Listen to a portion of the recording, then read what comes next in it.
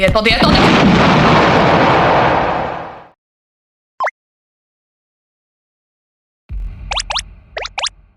Mais vous êtes complètement malade. En fait, vous vous êtes pas abonné. Vous avez juste le speedrun. Je vous adore, vous êtes vraiment incroyable. Bon, vous connaissez le principe. Chose promise, chose due. Passons aux questions. Qui sont tes youtubeurs animateurs préférés et ou qui t'ont inspiré? Concernant mes youtubeurs animateurs préférés ou qui sont à la source même de mes inspirations, faut savoir qu'il y a masse de gens. Genre vraiment, j'ai fait une petite liste. Je vous laisse mettre sur pause et regarder par vous-même. Et ouais, du coup, il y a pas mal de gens, mais c'est pas juste les youtubeurs animateurs. Alors, il y a bien eu Deotoons au début, ainsi que Colabim. Je pense surtout à Let Me Explain Studio, Yeod One's Out, ou bien encore Jayton Animation. Cependant, il y a aussi beaucoup de youtubeurs classiques, comme Caral ou Marie Frozen Crystal, par exemple. Que penses-tu des bananes qui volent? Ouais, j'adore faire des blagues nulles. Yes. Alors, niveau banane qui vole, je t'avoue que je sais pas vraiment. En revanche, je préfère plutôt la team pomme qui crache du feu. Tu as déjà pensé à sortir une BD ou un webtoon? Oui, si vous ne le saviez pas, il m'est déjà arrivé de faire des petites planches de bande dessinée. D'ailleurs, je sais même pas, est-ce que ça vous intéresserait que je les publie un de ces quatre? Et où? Parce que j'ai entendu dire que Webtoon c'était peut-être pas le meilleur endroit pour poster ces petites bandes dessinées. Donc si jamais vous faites un petit peu de la bande dessinée, n'hésitez pas à me donner des conseils, je serai toujours partante pour quelques conseils. Un peu en rapport, mais qu'utilises-tu comme matériel pour tes vidéos? Tablette graphique, clavier, souris, logiciel, etc.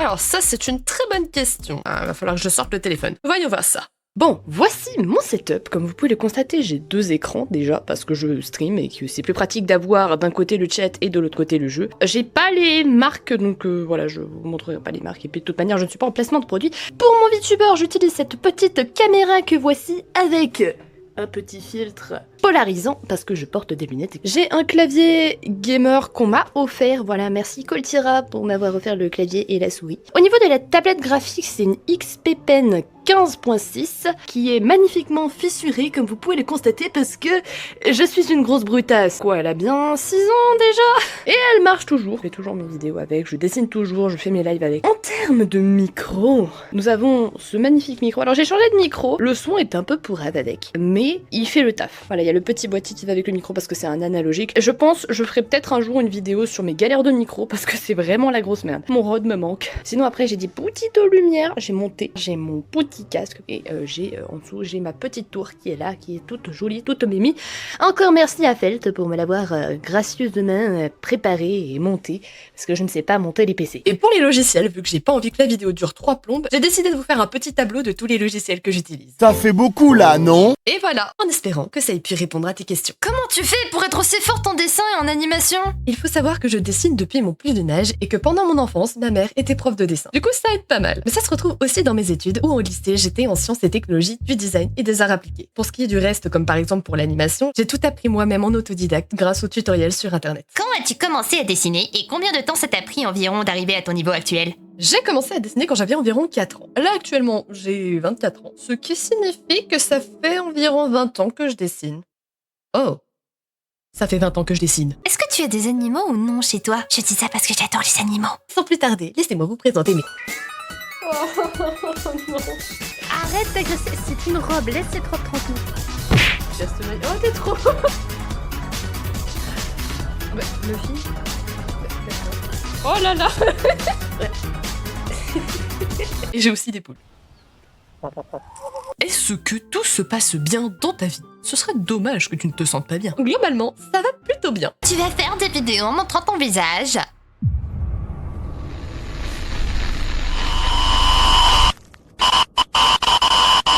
Vas-tu utiliser l'IA pour te faciliter la tâche sur certains domaines en animation?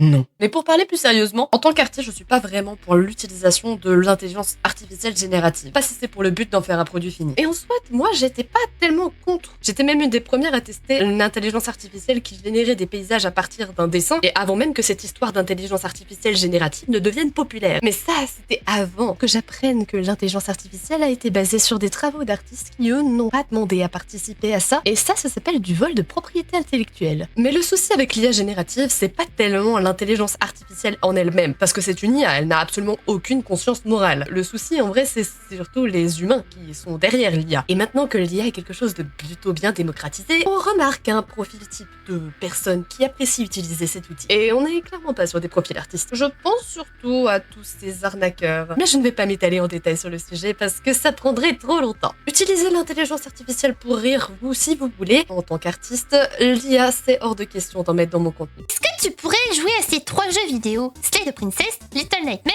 et aussi That's Not My Neighbor, puisque tu en as déjà fait une vidéo. Sinon, prends bien soin de toi et à plus. Je vais te répondre honnêtement, je pense pas jouer à ces jeux-là. Et la raison de pourquoi, c'est parce que j'ai une liste de 35 jeux que je vous ferai en stream. Certains que tu as cités en feront partie, d'autres malheureusement je ne les ferai peut-être pas tout de suite, voire pas du tout. La raison est simple, je préfère faire des trucs artistiques plutôt que faire du gaming en permanence. Donc forcément, étant donné que j'ai pas mal de jeux à vous faire découvrir sur Twitch, je n'aurai donc pas forcément le temps de faire tous les jeux du monde non plus. Tu connais Juju, ou plutôt la personne qui l'a créé? Oui, c'est moi. Bon bah je crois qu'il t'a déjà répondu. J'en profite aussi pour dire que c'est moi qui fais la voix d'Alice dans ses vidéos et que j'ai aussi réalisé l'animation pour son avatar VTuber. Et quoi on fera Juju dans tes futures vidéos? La question d'avoir répondu à cette question. C'est quoi ton manga ou animé préféré?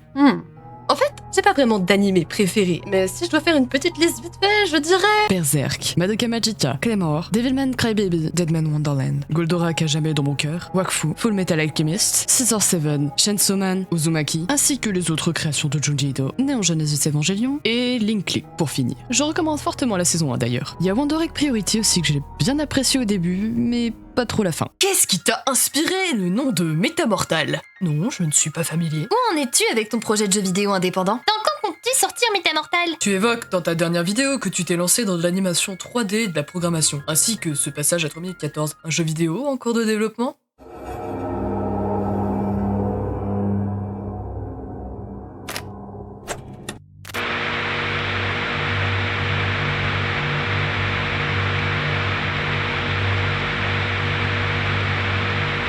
Ah, Métamortal. Est-ce un jeu vidéo? Est-ce un ARG? Vous voyez ce titre pop un peu partout, dans mes vidéos, sur la chaîne secondaire, sur le compte Insta pour les plus anciens et pour les plus nouveaux. Mais concrètement, Métamortal, c'est quoi? Eh bien, c'est un univers que je travaille depuis longtemps. Très longtemps. Très 8 ans. Ça commence à en faire du temps. Le projet a commencé quand au lycée, j'ai eu l'idée d'un jour réaliser ma propre série animée. J'ai donc commencé à créer des personnages, puis à construire un univers. Puis à force de bosser sur l'histoire et les personnages, aujourd'hui, je peux enfin dire que je me rapproche de mon objectif initial. Créer une série animée indépendante tournée sur la science-fiction et surtout sur l'horreur, en abordant des thèmes bien plus sérieux que tout ce que j'ai pu aborder dans mes vidéos jusqu'à présent. Ok, une série animée, tout ça c'est super sympa, mais c'est quoi l'histoire? Attention spoil et images non adaptées aux moins de 13 ans. Merci d'aller à ce timecode pour la suite de la vidéo. Tout commence un beau jour d'été, où après des années d'errance à chercher qui sont ses parents biologiques, Naël décide de se rendre en ville chez son amie d'enfance pour les vacances. Sauf qu'un soir, alors qu'elle rentrait seule, en traversant la route, elle sent une douleur étrange la paralyser, avant qu'un véhicule ne la percute brutalement. Alors que le choc aurait pourtant dû être fatal, elle ouvre les yeux à nouveau. Remarque que le véhicule qui l'a percuté est complètement détruit, puis qu'elle gît au beau milieu de la route, désormais recouverte par une mare de sang et de cadavres. Alors qu'elle tremble totalement terrifiée et qu'elle tente de comprendre la situation, son corps, lui, est totalement intact, sans la moindre égratignure, comme s'il n'avait jamais subi aucun dommage suite à l'accident. Et ouais, comme vous avez pu le constater, on est sur une ambiance un peu plus sombre que ce que vous avez l'habitude de voir dans mes vidéos. Ça parlera de la mort, ou plutôt de l'incapacité à la trouver. C'est dans le titre d'ailleurs. Méta signifiant au-delà, et mortal signifiant mortel. Métamortal, c'est donc au-delà d'un mortel. Voilà si je dois vous résumer très brièvement la série. Mais je ne vous en dis pas plus, je vous laisserai découvrir tout ça quand le pilote sera disponible sur la chaîne YouTube secondaire. Cependant, concernant les dates de sortie, je ne pourrai malheureusement rien vous promettre. Seulement que quand l'épisode pilote sera sorti, je lancerai un financement participatif afin de me payer une petite équipe et de pouvoir sortir les épisodes suivants. Mais du coup, si Métamortal c'est une série animée, ça, c'est quoi?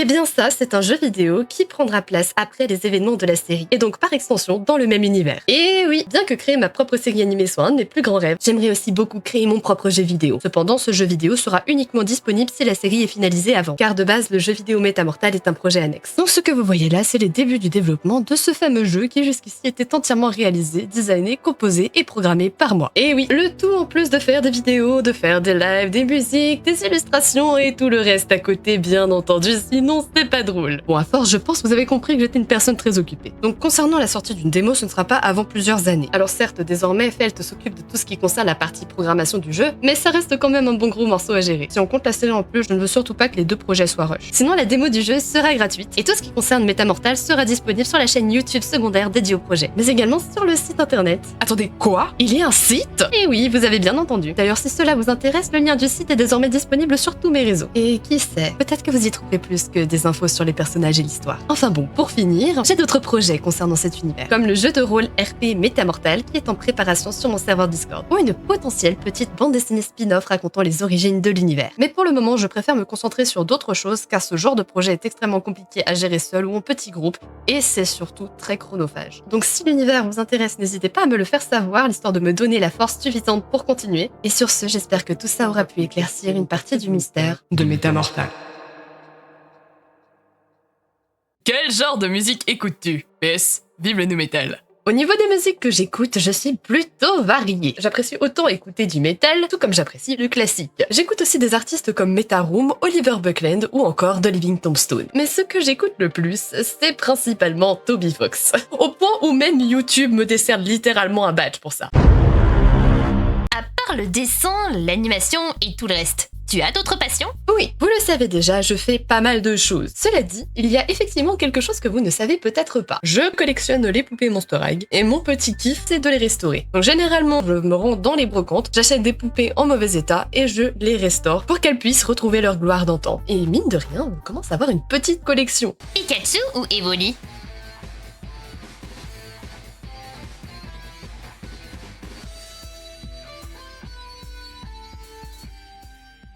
Qu'est-ce qui t'a inspiré à faire des vidéos Storytime en premier lieu? Comme je l'ai déjà dit en début de cette vidéo, ce qui m'a donné envie de faire de l'animation Storytime, ce sont les gens comme Deotoon, Colabim, ainsi que tous les autres qui ont raconté leurs anecdotes en animation et que je trouvais géniales. Hello, toujours un régal tes vidéos et streams, mais j'ai deux questions à te poser, si tu es d'accord. Ma première, d'où est venue l'idée d'avoir le pseudo de Kuruka? Et la deuxième, si un marchand ambulant te proposait de goûter n'importe quel thé, que demanderais-tu et pourquoi, vu que tu apprécies les thés?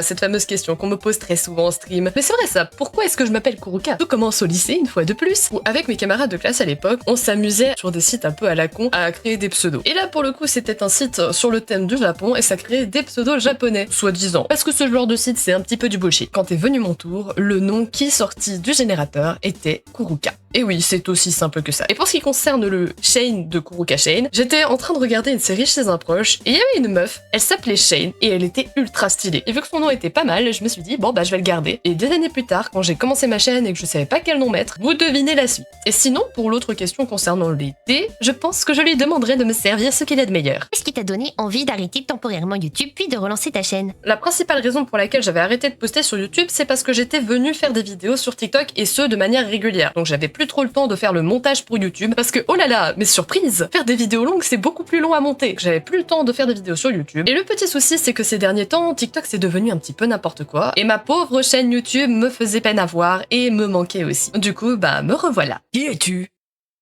Qui suis-je?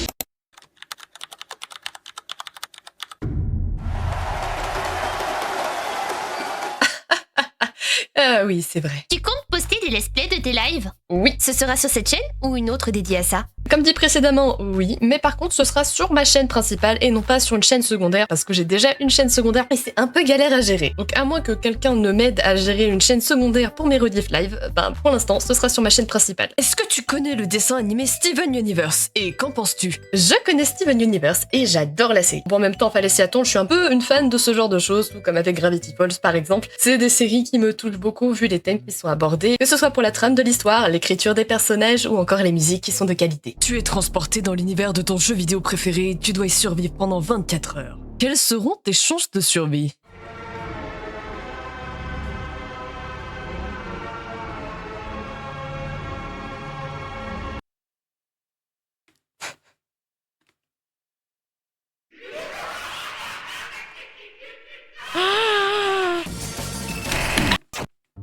T'as des gosses? Non. Par contre, avec Métamortal, j'ai plein de personnages originaux. Et vu que c'est mes créations, Quel âge as-tu? Et quel âge avais-tu quand tu avais commencé ta chaîne? j'ai 24 ans et j'ai débuté cette chaîne quand j'avais 18 ans en 2019. Tu fais quoi dans ta vie maintenant? Je continue à créer du contenu sur internet. Veux-tu faire des vidéos horreur ou sur des sujets que tu aimes bien en dehors de l'animation? Il est possible qu'une vidéo sur ce thème soit en préparation. Mais en principe, je vais surtout parler de choses qui me passionnent en général. L'horreur en faisant pleinement partie. Tu nous as manqué. Sinon, quelle est ton armée Warhammer 40 000? Chaos consume us! Yo, je crois que t'as pas trop capté ce que c'était le principe d'une question. Et voilà, nous arrivons à la fin de cette magnifique vidéo foire aux questions. J'espère qu'elle vous aura plu. Comme je l'ai précisé, il y aura donc de nouvelles vidéos sur cette chaîne très prochainement. N'hésitez donc pas à vous abonner, à partager et à booster la vidéo étant donné que c'est désormais possible. Ça permettra de faire savoir à YouTube que ma chaîne n'est pas morte et que vous appréciez mon contenu. Puis c'est gratuit, ça ne vous demande rien de plus. N'oubliez pas aussi d'activer la cloche si ce n'est pas déjà fait pour ne plus jamais louper les nouvelles vidéos quand elles sortent. Sur ce, vous le savez, je suis quelqu'un de très occupé et il est temps pour moi de vous laisser. On se voit dans la prochaine vidéo et sur ce, je vous dis bye.